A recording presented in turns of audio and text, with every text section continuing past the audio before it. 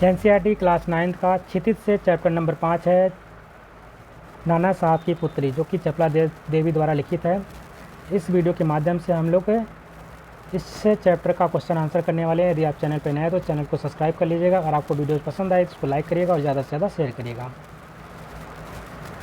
प्रश्न नंबर 1 में पूछा जा रहा है कि बालिका मैना ने सेनापति हे को कौन कौन से तर्क देकर महल की रक्षा के लिए प्रेरित किया। उत्तर में लिखेंगे बालिका मैना ने अपने पिता के महल की रक्षा के लिए निम्नलिखित तर्क दिए। पहला पॉइंट है, मैना ने तर्क दिया कि महल को गिराने से सेनापति की किसी उद्देश्य की पूर्ति ना हो सकेगी। दूसरा पॉइंट है, मैना ने अंग्रेज़ों के विरुद्ध शस्त्र उठाने वाले को दोषी बताया और कहा कि इस जड़ पदार्थ मकान ने उनका कोई अपराध नहीं किया। और तीसरा पॉइंट लिखेंगे, अंत में मैना ने सेनापति हे को अपना परिचय देकर कहा कि उन्हें उनकी पुत्री मेरी की सहेली की रक्षा करनी ही चाहिए। प्रश्न नंबर 2 है, मैना जड़ पदार्थ मकान को बचाना चाहती थी पर अंग्रेज उसे नष्ट करना चाहते थे, क्यों। उत्तर में लिखेंगे आप लोग, मैना अपने मकान को बचाना चाहती थी क्योंकि वह मकान उसकी पैतृक धरोहर थी। उसी में मैना के बचपन की, पिता की, परिवार की यादें समाई हुई थी। वह उनके जीवन का भी सहारा हो सकता था, इसलिए वह उसे बचाना चाहती थी। नाना साहब ने अंग्रेज सरकार को बहुत हानि पहुंचाई।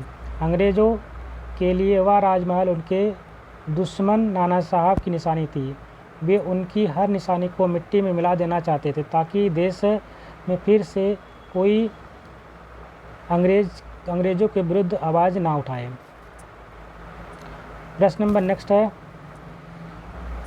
सर थॉमस हे के मैना पर दया के भाव के क्या कारण थे। उत्तर में लिखेंगे, सर थॉमस हे की मृत पुत्री मैरी मैना की प्रिय सखी थी। दूसरा कारण यह रहा होगा कि वे हे मैना के घर आते रहते थे, तब वे मैना को अपनी पुत्री के समान ही प्यार करते थे। मैना के रूप में उन्हें अपनी पुत्री मेरी की छवि दिखाई दी होगी और उनके मन में ममता जाग गई होगी। यही कारण रहा होगा कि वे हे के मन में मैना पर दया का भाव उत्पन्न हुआ। अगला प्रश्न है, मैना की अंतिम इच्छा थी कि वह प्रसाद के ढेर पर बैठ कर के जी भर रो ले, लेकिन पाषाण हृदय वाले जनरल ने किस भय से उसकी इच्छा पूर्ण ना होने दी। उत्तर में लिखेंगे, मैना महल के ढेर पर बैठकर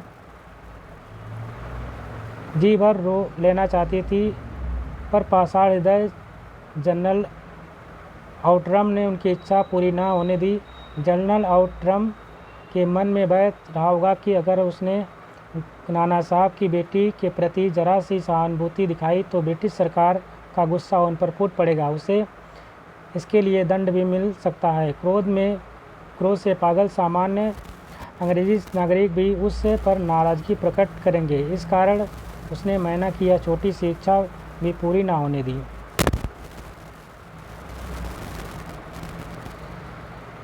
क्वेश्चन नंबर 5 है, बालिका मैना के चरित्र की कौन कौन सी विशेषताएं आप अपनाना चाहोगे और क्यों। उत्तर में लिखेंगे, बालिका मैना के चरित्र से हम देश प्रेम की भावना, साहसीपन, स्पष्ट वक्ता, भावुकता और तर्कशीलता की विशेषता अपनाना चाहेंगे, क्योंकि यह कुछ ऐसे गुण हैं जिससे मनुष्य का चारित्रिक विकास होता है, जिससे वह अपने साथ साथ देश के विकास में सहभागी होगा। प्रश्न नंबर नेक्स्ट है, टाइम्स पत्र में ने 6 सितंबर को लिखा, बड़े दुख का विषय है कि भारत सरकार आज तक उस दुर्दांत नाना साहब को नहीं पकड़ सकी। इस वाक्य में भारत सरकार से क्या आशय है। उत्तर में लिखेंगे आप लोग, यहाँ भारत सरकार से आशय है कि ब्रिटिश शासन के अंतर्गत चलने वाली भारत सरकार जिसे अंग्रेजी अधिकारी चलाते थे। क्वेश्चन नंबर 7 है, स्वाधीनता आंदोलन को आगे बढ़ाने में इस प्रकार के लेखन की क्या भूमिका रही होगी। उत्तर में लिखेंगे, स्वाधीनता आंदोलन को समाज के लोगों को संदेश पहुंचाने में लेखकों की भूमिका महत्वपूर्ण रही होगी। लोग अंग्रेज़ों के अत्याचारों को पढ़ते होंगे तो उनके विरुद्ध हो जाते होंगे। जब ये मैना जैसे निडर बालिका के निर्मम वध की बात सुनते होंगे तो उनका हृदय करुणा से भर उठता होगा और मैना के बलिदान से देशभक्ति की प्रेरणा मिलती होगी। यही भाव स्वाधीनता आंदोलन को बढ़ाने में मददगार सिद्ध हुआ होगा। क्वेश्चन नंबर नेक्स्ट है, कल्पना कीजिए कि मैना के बलिदान की यह खबर आपको रेडियो पर प्रस्तुत करनी है। इस सूचना के आधार पर आप एक रेडियो समाचार तैयारी कर रहे हैं और कक्षा में भावपूर्ण शैली में पढ़ें। उत्तर में आप लिखेंगे, यह आकाशवाणी का कानपुर चैनल है। आज रात्रि के संध्या समाचार में नैना देवी के बलिदान पर एक संक्षिप्त समाचार सुनाया जा रहा है। समाचार के प्रस्तुतकर्ता हैं श्री रवि वर्मा जी। अत्यंत दुख के साथ यह सूचित किया जाता है कि कल सायंकाल के समय नैना देवी का दुखद अवसान हो गया।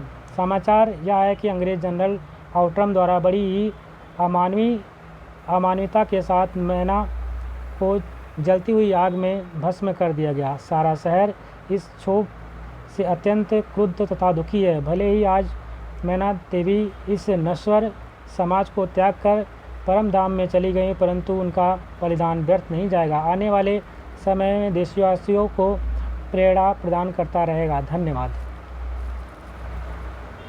इस पाठ में रिपोर्टाज के प्रारंभिक रूप की झलक मिलती है, लेकिन आज अखबार में अधिकांश खबरें रिपोर्टाज की शैली में लिखी जाती हैं। अगर आप कोई दो खबर किसी अखबार से काटकर अपनी कॉपी में चिपकाएं तथा कक्षा में पढ़कर सुनाएं। जैसे कि यहाँ पे दे रखा है, नवभारत टाइम्स से 25 सितंबर 2014 का यह है। पहली ही कोशिश में मंगल तक पहुंचा भारत। अंतरिक्ष अनुसंधान के क्षेत्र में भारत ने नायाब उपलब्धि हासिल की। भारतीय अनुसंधान संस्थान इसरो का मार्स ऑर्बिटल मिशन यानी कि मंगल सुबह 8 बजे करीब मंगल की कक्षा में प्रवेश कर गया। यह उपलब्धि हासिल करने वाला भारत दुनिया का पहला देश बन गया जिससे अपने पहले ही प्रयास में सफलता हासिल की। एशिया से कोई भी देश सफलता हासिल कर नहीं सकता। चीन और जापान अब तक प्रयास में विफल रहे, जबकि अमेरिका मंगल तक पहुंचने के लिए 7 प्रयास करने पड़े थे। अमेरिका अंतरिक्ष एजेंसी नासा और मावेन की टीम ने भारतयान के मंगल की कक्षा में सफलतापूर्वक पहुंचने के लिए इसरो को बधाई दी। नवभारत टाइम्स 29 सितंबर 2014। दूसरा आपका यहाँ पे समाचार इस प्रकार से, बाढ़ से 1 लाख करोड़ के नुकसान का अनुमान। श्रीनगर जम्मू कश्मीर सरकार ने आज कहा कि राज्य में बाढ़ के कारण 1 लाख करोड़ रुपए की शुरुआती नुकसान का आकलन। राज्य की उमर अब्दुल्ला सरकार से उम्मीद जताई कि केंद्र प्रभावित लोगों को ज़्यादा से ज़्यादा सहायता मुहैया कराए। मुख्य सचिव मोहम्मद इकबाल खांडे ने संवाददाताओं से कहा कि निजी कारोबार सहित बाढ़ के कारण 1 लाख करोड़ रुपए का नुकसान हुआ है। मुख्य सचिव ने कहा कि राज्य सरकार बाढ़ की वजह से हुए नुकसान के बारे में विस्तृत ज्ञापन तैयार करने की प्रक्रिया है, जिसे इस सप्ताह के अंत में केंद्र को दे दिया जाएगा। उन्होंने कहा कि ज्ञापन तैयार करने की प्रक्रिया में है, इसे कैबिनेट मंजूर करेगा और सप्ताहांत तक केंद्र को भेजा जाना है। हम बहुत आशावादी हैं कि भारत सरकार प्रभावित लोगों को ज़्यादा से ज़्यादा सहायता प्रदान करेगी। उन्होंने कहा कि मुख्यमंत्री उमर अब्दुल्ला ने केंद्र सरकार को एक पत्र लिखकर राज्य के बाढ़ प्रभावित के पुनर्वास के लिए विशेष पैकेज का अनुरोध किया। उन्होंने कहा कि हमने क्षतिग्रस्त प्रत्येक पक्के घर के लिए 5 लाख रुपए, आर्थिक रूप से क्षतिग्रस्त पक्के घरों के लिए 2 लाख रुपए मुआवजे का अनुरोध किया है। प्रश्न नंबर नेक्स्ट है, इस पाठ में रिपोर्टाज के प्रारंभिक रूप की झलक मिलती है, लेकिन आज अखबारों के अधिकांश खबरें रिपोर्टाज की शैली में लिखी जाती हैं। आप अपने आसपास की किसी घटना का वर्णन रिपोर्टाज शैली में कीजिए। ये घटना इस प्रकार से है। मुंबई एक्सप्रेसवे हाईवे पर मंगलवार को एक सड़क दुर्घटना में एक युवक की मौत हो गई, जबकि 2 युवक गंभीर रूप से घायल हो गए। घायलों को पुलिस ने अस्पताल में भर्ती कराया। अमर प्रेम और राज तीनों मंगलवार की रात गाड़ी से घर जा रहे थे, तब पीछे से ट्रक ने गाड़ी में टक्कर मार दी, जिससे वह पलट गया।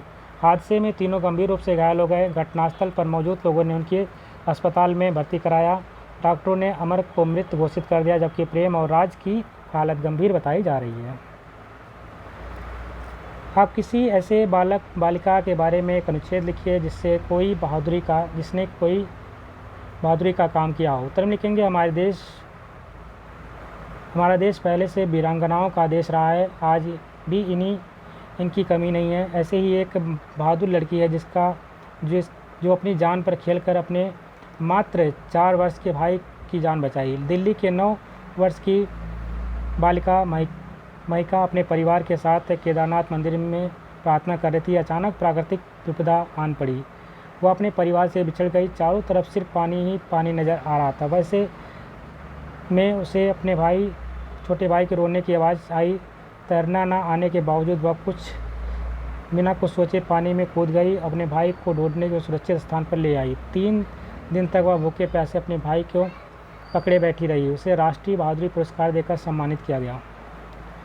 प्रश्न नंबर नेक्स्ट है, भारतसा में बर्तनी का स्वरूप बदलता रहता है। इस पाठ में हिंदी गद्य का प्रारंभिक रूप व्यक्त हुआ है, जो कि लगभग 75 या 70 वर्ष पहले था। इस पाठ की किसी पसंदीदा अनुच्छेद को वर्तमान मानक हिंदी रूप में लिखिए। आइए देखते हैं। कानपुर में घटित हत्याकांड के बाद अंग्रेजी सैनिक दल बिठूर की ओर गया। बिठूर में स्थित नाना साहब का राजमहल अंग्रेज़ों द्वारा लूट लिया गया, लेकिन अंग्रेज अधिक नुकसान नहीं कर पाए। इसके बाद अंग्रेज़ों ने तोप द्वारा नाना साहब के महल को उड़ा देना चाहते थे। तभी महल के बरामदे में एक सुंदर बालिका आकर खड़ी हो गई। यह देखकर अंग्रेजी सेना को हैरानी हुई, क्योंकि महल को लूटते समय यह बालिका वहाँ दिखाई नहीं दी थी।